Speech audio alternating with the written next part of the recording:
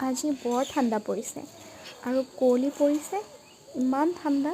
তাৰ মাজতে আমাৰ দমৰা পোৱালি এটা হ'ল আৰু পোৱালিটো ইমান মৰম লগা, চাওকচোন। ৰংটো একেই। আৰু ইমান ঠাণ্ডা পাইছে, সেইবাবে দেউতাই জুই জ্বলাই দিছে, সি যাতে ঠাণ্ডা নাপাওক। আৰু পোৱালিটোৱে জুইত তাপত খুব ভাল পাইছে। আৰু যিহেতু আজি বেলেগ আৰু পোৱালিটোৱেও খুব আৰাম লৈছে, ঠাণ্ডাও পৰিছে যিহেতু।